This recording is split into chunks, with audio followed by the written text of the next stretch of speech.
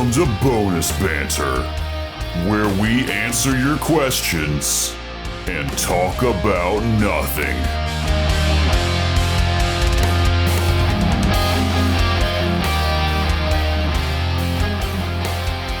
And welcome to the first recording in Cahoon's Castle. Whoa!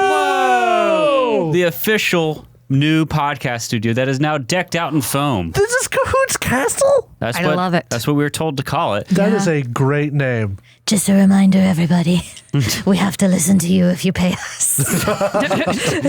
We spent a lot of time yesterday putting foam up. I actually put a picture up on our different social media pages. Spent a lot of time putting foam up. Of the massive pile of foam we got in. And someone left a comment and said, I love the part where Derek said it's foaming time, and then he put foam all over the studio. Listen, we didn't just foam, we morbed. We morbed. We cried. It moved me, Bob.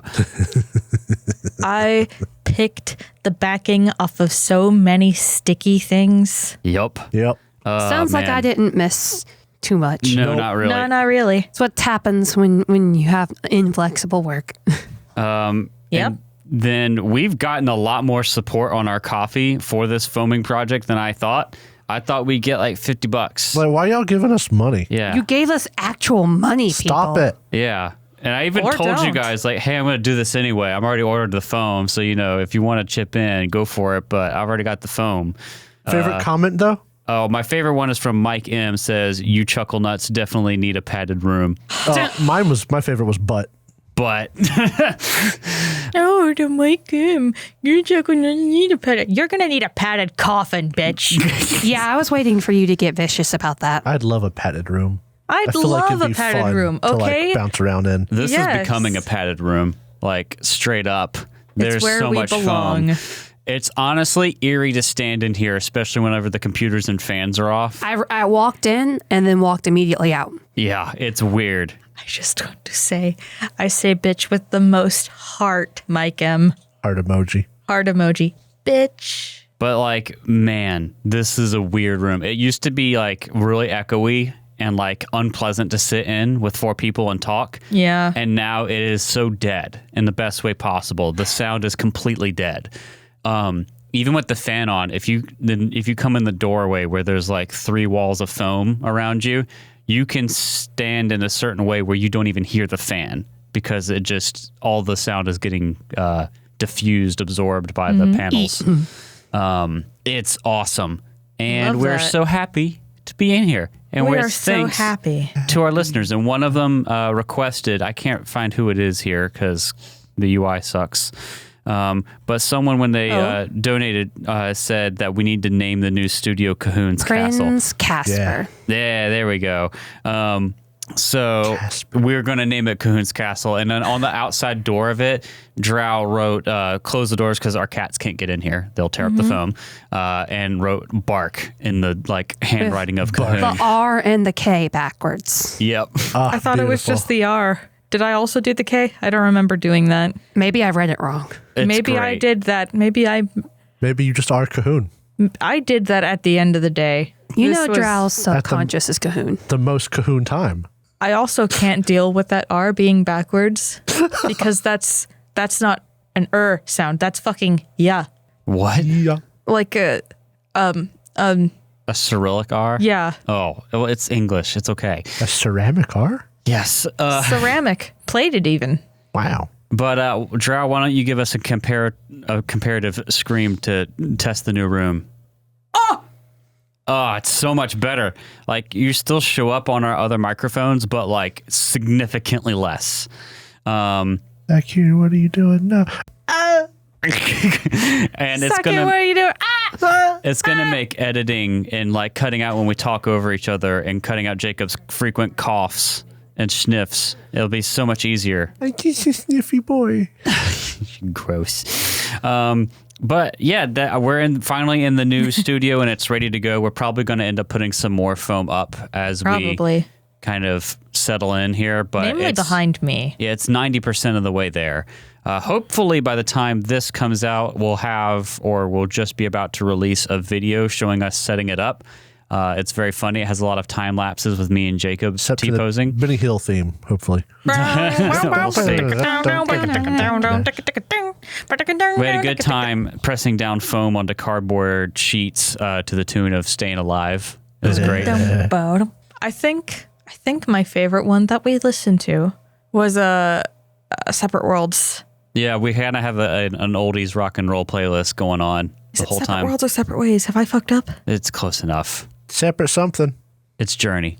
One day, foam will find you. Command strips that bind you. I can't wait to actually play in here, though. We haven't done that yet. We've been holding off playing in this room until it was foamed, but now it's foamed, so I just got to get the next bit ready. It's foam. Foam, foam, foam, foam, foam, foam, foam, foam. But the first episode, I think whenever we'll record in here, will be Season 3, Episode 64. That'll be the first one in here. We're out to 63 right now is the last one we have in the tank. What episode did it just came out?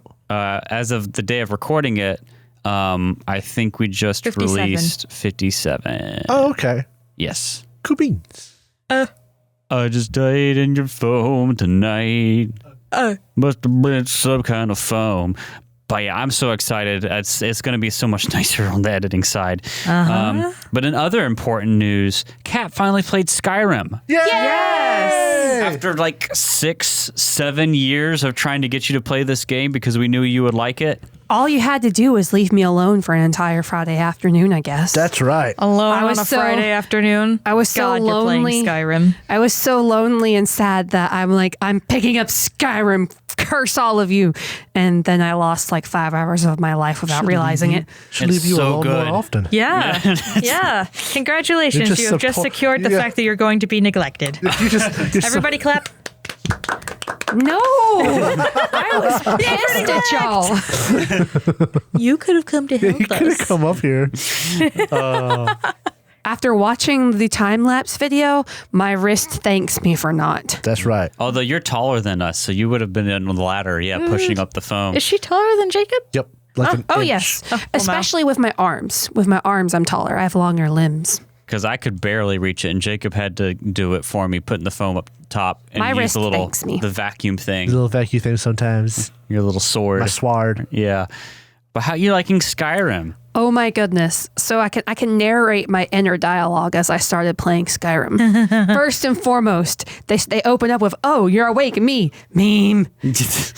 Like you plunged Skyrim into chaos, meme. You're finally understanding these decade-old cultural references. It's like, then I used to be an adventurer like you, me, until I took an arrow to the knee, meme. A classic. Just 1,000-yard stare. Let's see. I spam clicked my way through my first dungeon. Yep. I'm working on adopting. I have a personal quest. Adopt the cute little girl in Whiterun. Sophia? Lucia. Lucia. And I'm going to make her mine, and I'm going to be the best absentee kitty cat mom ever. Because I'm Just never need to going to be leave there. Lydia And at of course, home. Kat is playing a Khajiit Of course. named Kat. And There you- was no question. Yes. I love the way that you narrated it earlier. You were like, "Oh, I thought that they were calling me by my name." To which I responded, "No, they were just being racist." And I went, oh, they were being racist. That's humans for you. That's Bump, Nords. bump, bump. That was an Imperial. Really? Yeah. Oh, they all do it, I guess. I mean, Cat it's to the Skyrim. chopping block. Yeah. And I was like, why do they know my name? Because I name all of my video game characters Cat or some variation of. At least you didn't make a high elf Thalmor character. Ugh. Disgusting. Disgusting. I mean, there was a cat person. Why was I going to choose anything else for my first go? Why would you be a Thalmor when you could be a dark elf? Yeah. Mood. Oh, I love Skyrim. Good magics. You don't need elves to be good magics. And after playing for hours, I finally realized after last night and playing, and then this morning, that I could do magic with one hand and hit things with my sword in the other hand. The next time I play, my life is going to be revolutionized. It's great. She get like better unarmed attacks, don't Yes, they? my unarmed attack is better than my weapons right now. Yep. Wow. You can get an enchantment later on in the game that makes The gloves of the pugilist. pugilist. Yeah, you can Pugilist? Pugilist. Have I been pronouncing that wrong for like half a decade? Yeah. I openly admit my lack of phonics knowledge has left me to mispronounce words I've never heard said. I'm not very over good and at over. Oh, hang on. I've got a really great example of exactly that type of thing that happened whilst I was streaming with Hans. Oh my God. Go for it. You know how there's a duke and a duchess, like the titles, and the area where they live is called the duchy? Yeah. I had never heard that pronounced, and I was like, the dookie? Oh my God. Oh, wonderful. It makes me think. Wow. It makes me think of how I had a great aunt, and they all called her Dookie. And everyone thought it was because of poop. It's like, no, because she had a boyfriend who insisted he was a duke. But like trying to mention your aunt's name in front of other people and you don't Aunt know Dookie. their actual name. Oh my goodness. And they're like, no, just tell me their nickname. And you're like, no, I can't tell you their nickname. Tell me their nickname. It's Dookie. Like, okay, we're going with Kat's aunt. Yeah. That's what it makes me think of when you said that. Yeah. Oof. It's like, nope, But none yes. of my extended family went by their real names. It's duchy. Mm-hmm. Like a duchess and not Like a duchess. duchess. Yes. I thought you were going to say A douchey. duchess. I would rather I'd have said a douchey rather than a dookie. I gotta go take Yeah, a the lack douchey. of phonics instruction really does get you sometimes. Oh my goodness But gracious. Hans rolled with it really well. He's like, oh yeah, I love Dookie. And I'm like, yeah, my favorite album by them. And he's like, that's the only good album. And I attacked him, of course. Yeah, because he's wrong. Yeah. Man, though, I love Skyrim. I am 782 mods into my current Skyrim setup. Oh my God. And everything works. And I'm actually like at level 27 or something. I was playing today, and it works, and it doesn't crash. And Starfield has just come out, and people have asked me, "Are you playing Starfield? Are you excited about Starfield?" I'm like, yes, I'm excited about Starfield, but if I start playing that, I'll drop Skyrim. And it took me so long to get past the modding it phase and into the game, and now I'm actually playing the game, so I have to finish the game until I get like bored of it. 2 weeks And at also- least are just spent figuring out the mods. And listen, it's 2 not weeks going is to take generous. very long for this game to go on sale. Really? Simply because it's Bethesda. I don't know. It's been a minute. People are really excited about this game, so I think it'll be full price for a while. Yeah. The DLC has to come out first. Oh, that's true. That's true. But no, man, I am excited about it. I haven't even been able to touch Baldur's Gate 3 because of this Skyrim playthrough, and I'm not even complaining. I'm having a grand old time. I haven't been able to touch Baldur's Gate either, but that's because I didn't want to. All like- y'all have fun out there, romancing a Astarion and having sex as a bear. That's fine. Ew. I'm good. Wow. Way to just... I'm leaving. It's like, no, I just hit things with all the way. swords and She is bae. Karlak is the best. Oh my gosh. like Big, I got bored beautiful, buff, teeth babe. of all my other games, so I finally picked up a new one. Yeah. Yeah, Skyrim's great. All y'all out there, audience, play Skyrim. It's good. As someone who waited and waited and waited, but I'm like, I could have played so much Skyrim. I know. But it's fun to discover it now and get to share that with you. Yeah. All right, so why don't we jump over to some listener submissions? Okay. We got a couple. Enough of our nonsense. Yeah. More than enough of More our nonsense. Let's get to different nonsense. First one here is, hey guys, I just finished Hi. Hello. GMing a one-shot. I just wanted to share my biggest realization, especially as a new GM whose only background was listening to podcasts. Acting out an NPC is tough. Yeah. Yes. Doing voices and giving him a personality, witty responses, you guys make it sound easy. That's because we get to edit. That's right. Yes. Okay. I wanna like peel back the veil a little bit here. There are a lot of pauses. There are a lot of retakes even. Yeah. Your home game is never going to sound quite as polished as Critical Role, as a podcast especially. I mean- and that's because you're probably just having fun. And that's okay. It's great. Nobody's expecting that of you. And you shouldn't expect that of yourself. That's going to be unnecessary pressure. And it's going to make you have a lot less fun too. At the same time, we also have been doing this for 6 years. Yeah, the more Yeah. you do it, the easier it gets. At least me GMing has been doing it. I've been doing it for 6 years. I'm running pre-written content, and yeah, we do edit, and that makes it go faster and sound snappier. But like, I don't know, a lot of our processes are looking up the rules, or someone asks the NPC a question. I'm like, duh. Also, flip. if you voice a NPC, and you come back to them like a month later and you don't And they remember the sound voice, different? That's just how they sound care. now. That's just how it is. What I do is I keep track of everything in OneNote. If you have NPCs that you know are going to show up repeatedly, like everyone in the bullet and barrel, I have a little like slot for in OneNote, and I have some stupid note for help me remember to get their voice right. See, I as a GM just don't take any notes. One thing that I've done that's especially helpful for like a former DM of mine was set up a Discord server where they could record like quick voice lines of kind of the cadence of the character, the voice of the character, the accent, a feeling for it, and also to have like a prompt line. Yeah. But that's a lot to do. It's very intense, and I don't exactly suggest this unless you're going to be streaming it or recording it. But to continue here, it says acting on NPC is tough. Doing voices and giving personality, witty responses, etc. You guys make it sound easy. And since I only listen to podcasts, I thought that is what a GM should be doing.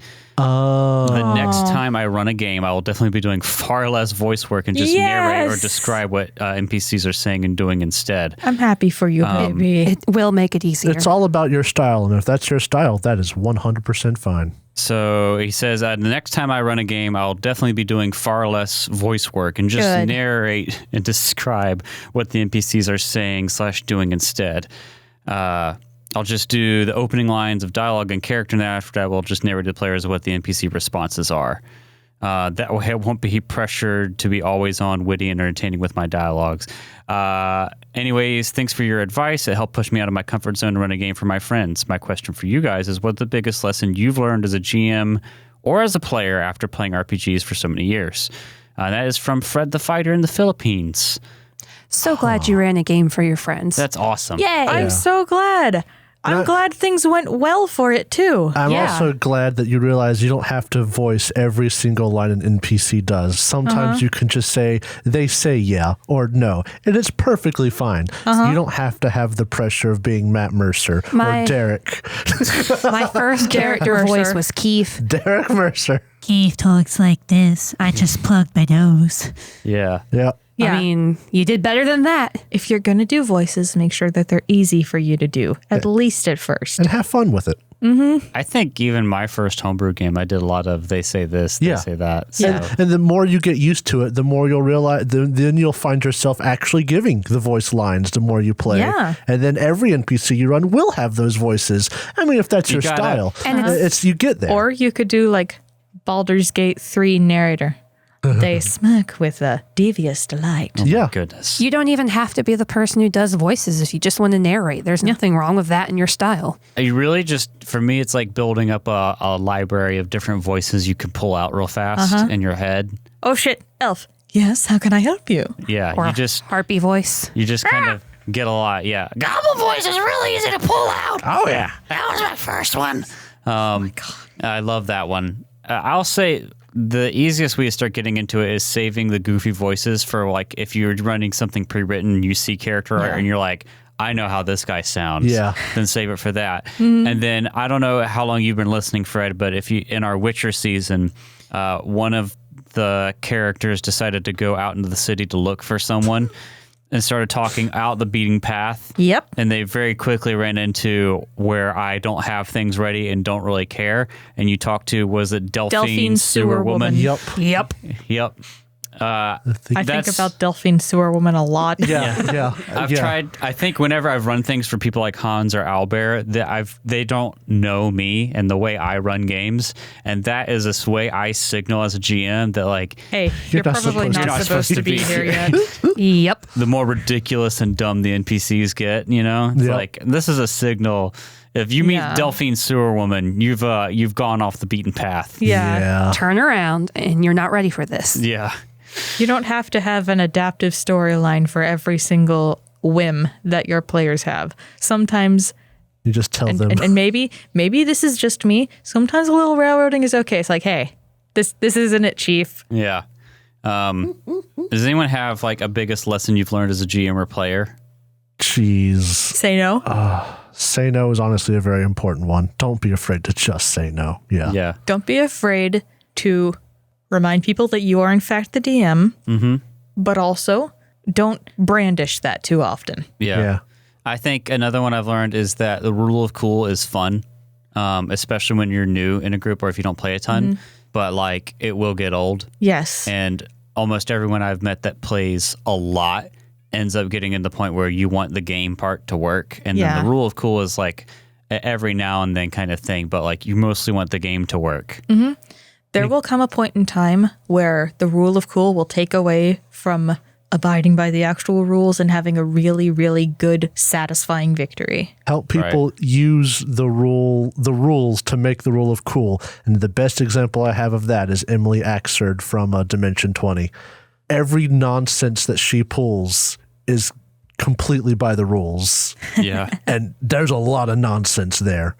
I mean, it's all about your group, and a lot of people are more about the just say yes and roll with it. But us as a group, we tend to be more.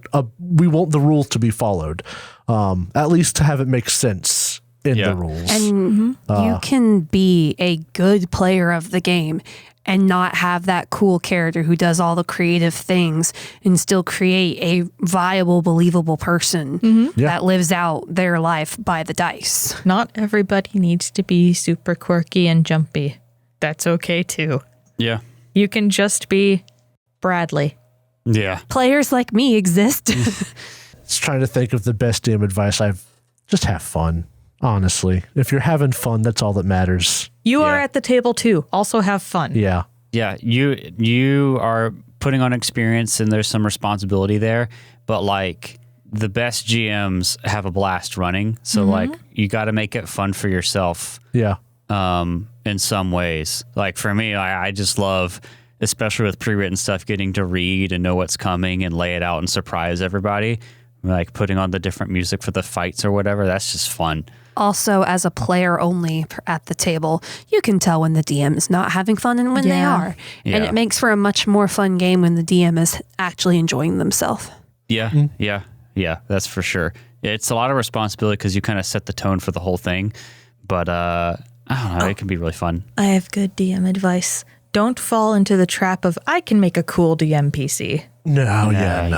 No, If you you know have- too much. If you have to do an NPC because you're understaffed and your party got like 3 or 2 people or whatever, you can do it. Like have an NPC, but like they're not a main character, so like they have a stat block and they have a personality, but they're not going to like go do things. Like it's the player's job to do things, and then like if they talk to the NPC, you can talk back. But like it's like it's kind of like a video game character where like they're not going to go initiate stuff. I think the best DM PC I had was Dougal, who could only say his name and was the cleric. And eventually I just handed him off to Derek. Yeah.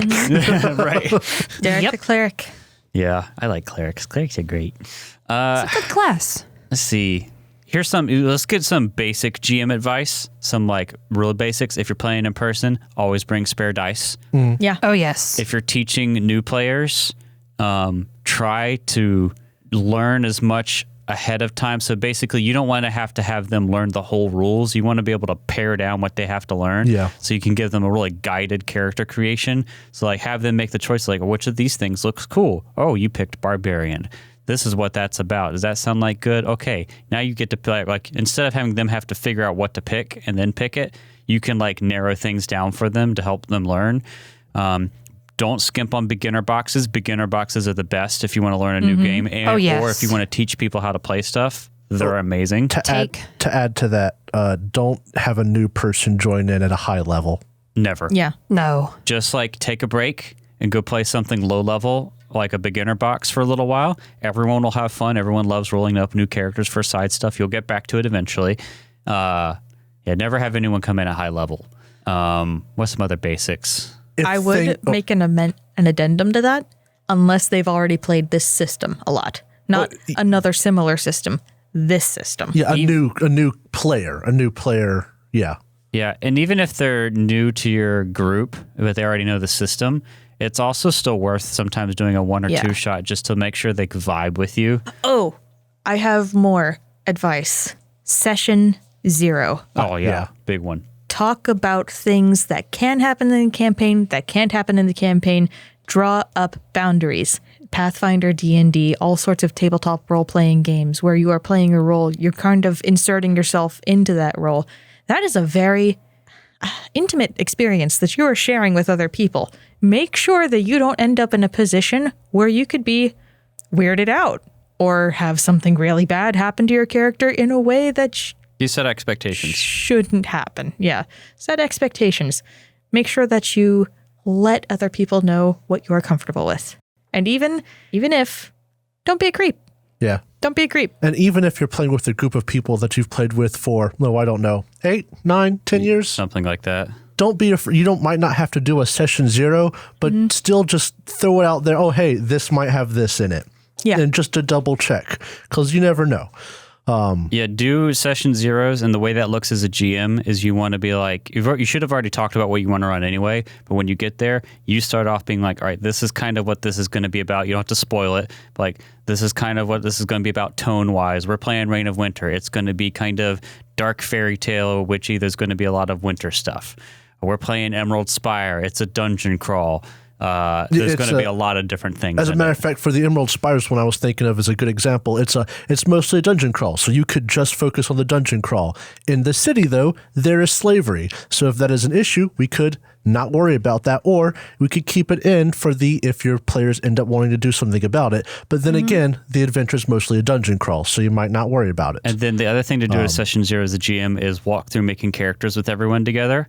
Like, they can have ideas. They can come in with, like, I think I want to play this. But get everyone in the same room to make characters together, because that's how you make a cohesive party. And you don't have to go into backgrounds, which is the most important secret thing, No. You could just do it to make the mechanics of the characters. Yeah, that's why our Emerald Spire thing works really well right now, as everyone's kind of meshed together really well.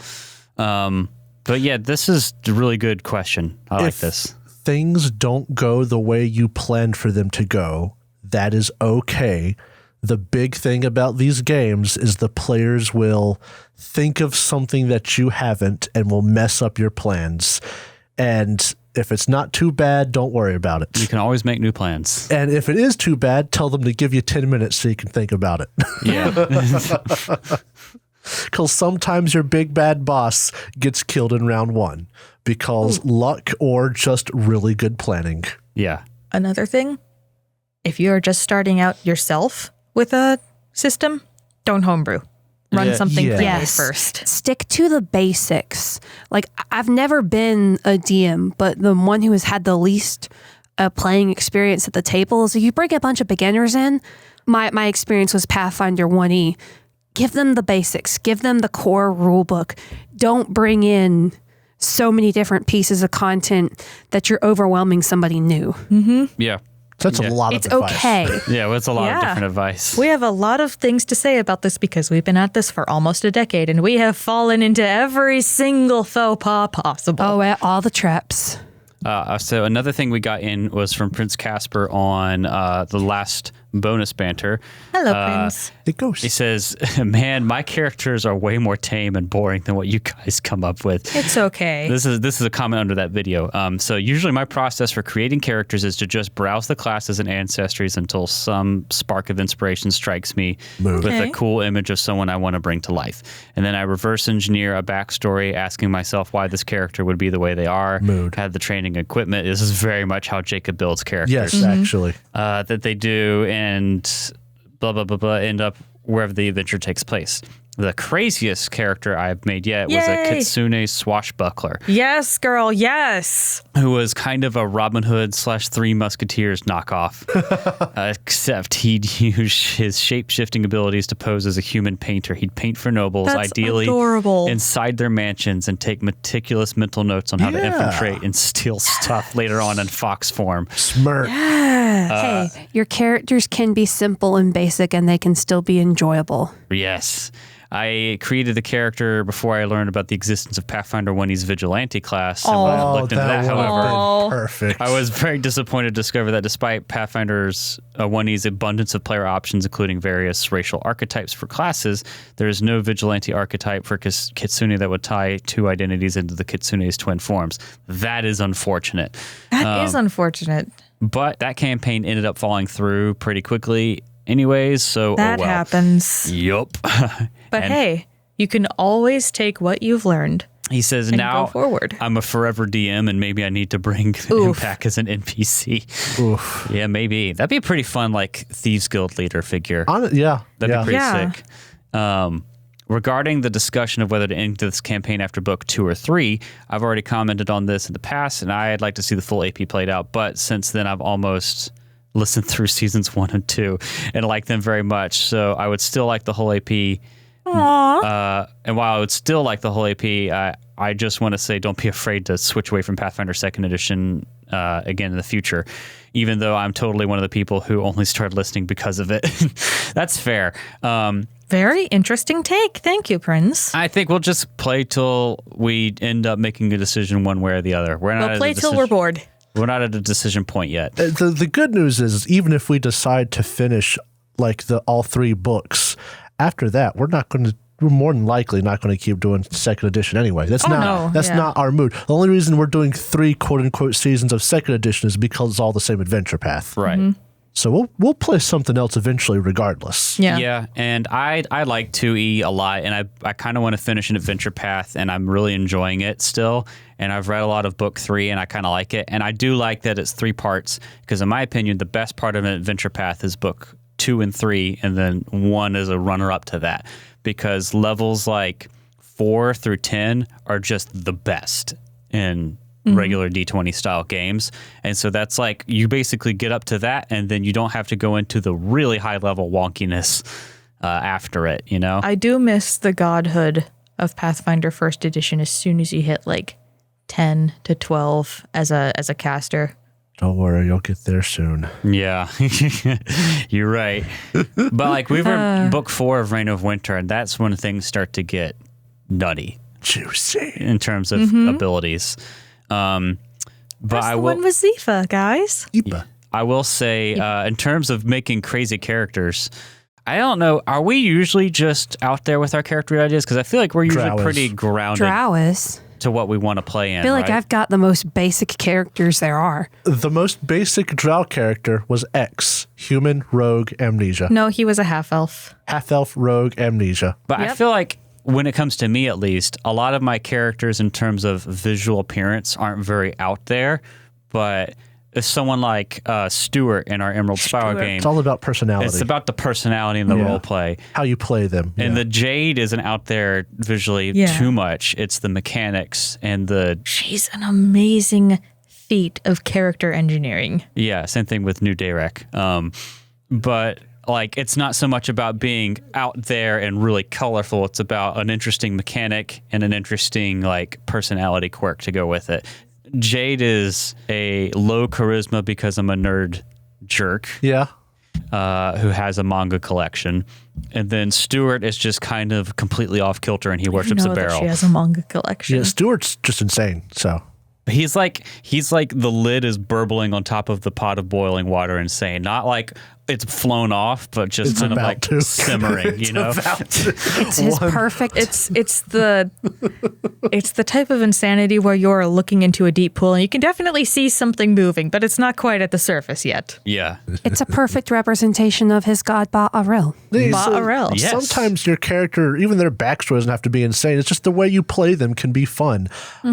Konar, my barbarian, was just a happy barbarian with a mostly happy backstory, and he was just kind of dumb, and he spoke like this, and his Bumblebee was his friend, and Silas was a bit creepy, but you know, that's okay, that's just how he is, and he's just a nice guy, and that's Konar. And Drow always plays the most colorful characters. yes. Yes. Okay, so the way that I make characters is one of two ways. Either I find a very small piece of information that I'm like, there's the starting point, and I branch off in Lichtenberg patterns, like lightning in all different directions with it. Or I draw something, and then I'm like, all right, How do that's that? How do I get, all right, I am at point Z. Now I need to go back to A. So Which is the opposite of what Jacob does. and listen, you don't even have to have a wacky or out there character. Once again, as long as you have fun playing them. The most fun I have is usually if I have a fun mechanical gimmick, but also some personality gimmick. Like I love playing Stuart because he's just he's a little crazy. And he's really easy to get into character for. I love playing Brick because she's currently lawful good, but also very, very mean. Mean girl. She gets mean to people who Deserve are it? not on her side yet. Yes. Why don't we talk about how we make characters again briefly? I know we talked about this before, but now that I I've love it. freshly made one, I will just say, so we know how you do it. You basically, Jacob, you do the same thing as... I can talk it through real quick. Yeah. I look at what class I haven't played for the most part. I choose that class. I look for a race that will match well with the class without making it weaker. Min-maxing. I would say min-maxing, but I'm not a very good min-maxer. Are you kidding me? I'm not. Have you seen a min-max? Okay, what do you mean by min-maxing? I'm talking about Because to some people, What's his fuck? min-maxing is removing all weaknesses and only having strengths. And Okay. some people, min-maxing is maxing your strengths and making your weaknesses horribly weak. That's what I do if I do it. But I've only really done that with Konar, who had like 20, 18, and 16 physical stats and all 7s in the mental stats. So I love him. Horrible mental What a stats. himbo. Yes. But everybody else, I make sure their class is played reasonably well. Without having a great extreme weakness. But I choose the class I want to play. I find a race that makes sense while at least not weakening the class. So I'm not going to make a barbarian with a -2 to strength. That's dumb. Yeah. That'd be funny, then though. I just make the backstory after I make the character. Or sometimes I'll have the backstory made and then I'll make the character and I'll just find a way to mash them together. Right. Which is what I did with Pavel. Because originally he wasn't supposed to be a shifter. His stuff made a bit more sense. But I find the class I want to play, and to me that's the most important thing. Yeah. And then you already said yours, Drow. You basically, you see the... One more thing about them. Gotta have ears. Yeah, Foxy big ears, kitty ears, elvie ears, pointy ears, big old round ears. It doesn't matter. They just can't be boring ass human ears. They gotta Drow. be Shut the fuck up. I love humans. Long, Are you complicated, trying curly to be hair, me? a tail of some sort, A tail of some sort. probably hooves. Maybe Colorful. ears and Or fangs paws. are the needed things. The more you can Ears and get fangs. on the same character, the better. Yeah. Yes. Hooves, Horns. fur, horns, It's about the long aesthetics. ears, tail. The more you can pack on, the better. I'm not going to lie.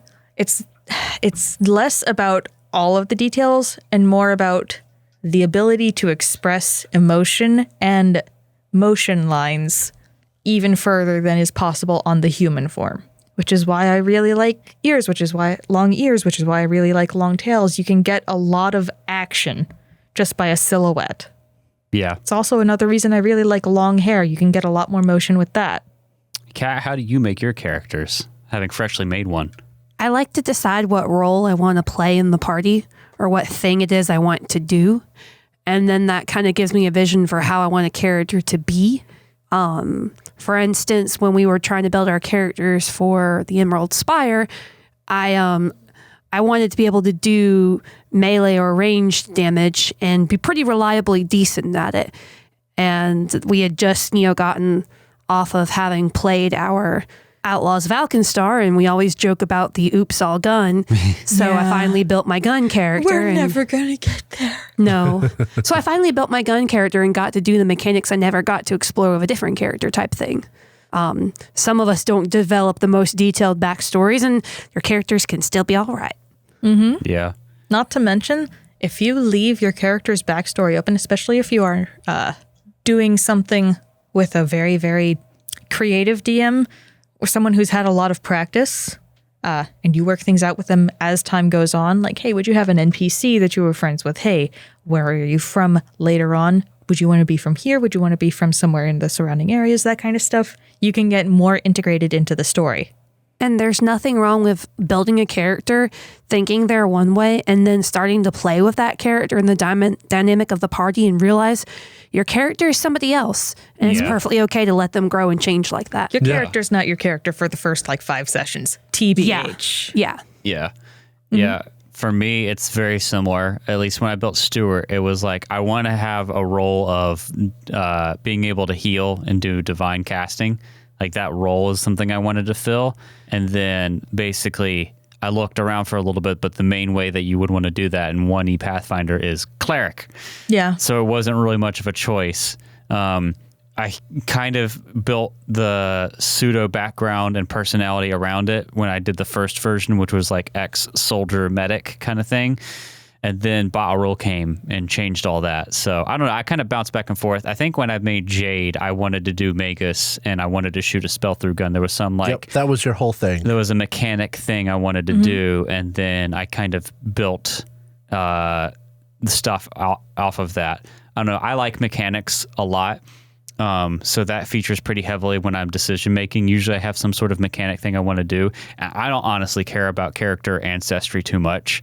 As long as it like fits in and doesn't get in the way of whatever other build, which usually most, especially in like 2E, like it just won't get in the way. You just pick what you want, you know? But for the cleric, I had to pick dwarf because holy crap, there's so much good stuff you get, and like dwarf was an easy pick and it made sense. Also, apparently, if you want to make a crafting wizard, dwarves are really good for that too. I believe it. Yeah. And you also just kind of are a dwarf, so I am a dwarf. And I'm helps. digging a hole. Yeah. Dig a diggy hole. I don't look like a dwarf, but I have dwarf personality, at least when we play Minecraft together. And smell. Totally. You're Minecraft. You go Minecraft and you go underground. Yes. Yeah. As soon as Derek logs in, he's already digging. yeah. I'm dig, already dig, in the hole. dig. So we got one last thing written in here, and it's very simple. It's from our good buddy J.R. Lonergan, first commenter on most of our videos, and he just That old says, slide guitar again. I would love to see you guys try one of the Borg games, especially my Lord. Cyborg, like Morkborg or Cyborg. I've heard of okay. Morkborg. Yes, I've heard of Mork. Isn't there Borg. also Never heard Pirate of Borg? Cyborg. That'd be funny. Is that So- Mork Bore? Is that what he's talking about? Yeah, I call it Borg because it's English. You know, it's B-O-R-G. That's Borg. Bore is fun. You stop. What are that. you, French? Baguette? Oh my goodness. Yeah, but like the board games are very simple role-playing games. They're kind of like one-shot-ish. Morkborg is like Apocalypse. Yeah. Yeah. So I don't know as much about Cyborg and Pirate Borg, but Cyborg's one of my favorite Teen Titans. He got Rocket in his shoe. If there's trouble, you know who to call. Call Cyborg. Why'd I turn into Applejack? oh my goodness. Did turn I really into don't Applejack. You turned to Apple Blossom, didn't you? Buddy, the president. No, you stop that. You and your impressions. But maybe we should play one of those. I don't think we could make a whole season out of it, though. It'd have to be like a little one shot. Yeah. Yeah. But that's like what they're made for. So that could be really fun either way. Yeah, we should try it sometime. Baby season. A baby season, just 2 episodes. 2 episodes. A 2-shot. Although there'd be A a double lot barrel of shotgun. production work involved because we'd have to get Akimbo. like art and music and all that queued up for it just for 2 episodes. But that would be a lot of fun. Yeah. I remember listening to Glass Cannon do Morkborg. That was fun. That was really fun. Morkborg. The apocalypse vibe was really great. Yeah. Are you guys saying real words right now? It's Mork Borg. Spell it. MORKBORG. Yeah, Okay. But they also pronounce it Mork Bore, and I don't because know it's why. Swedish. Oh, it's Okay. Swedish. It's a free league game.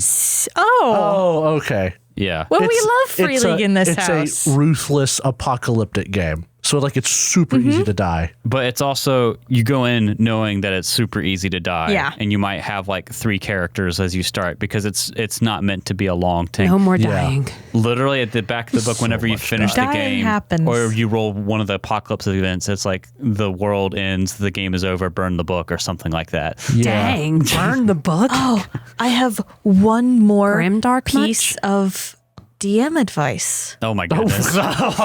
Hey, sometimes your subconscious works on something for a little while and you get the good stuff. Sometimes characters will just die. You don't need to Deus Ex Machina and save them. Let them die. Yeah, let your people Kill them die. if you have to. Even if it scars one of your players forever, it Do makes it. for a good Uh-huh. story. Listen, everyone likes steaks. Steaks are delicious, and you can't have steaks without the threat of real death. Yeah. Yeah. Man, you just gave me a miniature existential crisis. Thanks, Derek. Stares off in this. Well, on that note, that is going to be it for this bonus banter. This That's is another it? longer one. It doesn't have to. It doesn't have to be. We've barely been in here. We've been recording for like 50 minutes. Yeah. We could record for another 50. We could, but we This got to is go the play banter Emerald that Spire. never ends. Bye. Bye. Aw.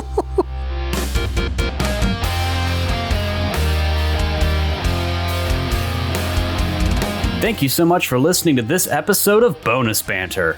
If you enjoyed it, please consider subscribing, rating, and reviewing us. If you would like to submit a question or comment for Bonus Banter, please use the Google form linked in the episode description. If you want to see more from us, check out our website, thirdgallon.com, or follow us on Twitter. We're at thirdgallon, that's THIRD gallon. We are also on Threads, Instagram, TikTok, and Facebook with the same handle, at thirdgallon. We also publish a video version of this podcast on YouTube, which you can find on our channel, The Third Gallon Podcast. If you'd like to support the show, check out our Ko-fi page. You can find us at ko-fi.com/thirdgallon. That's ko-fi.com/thirdgallon. The theme music for Bonus Banter was composed by Alexander Nakarada. You can find more of his work at serpentsoundstudios.com and support him at patreon.com/anakarada. That's patreon.com/ANAKARADA. Thanks again for listening, and we'll see you next time.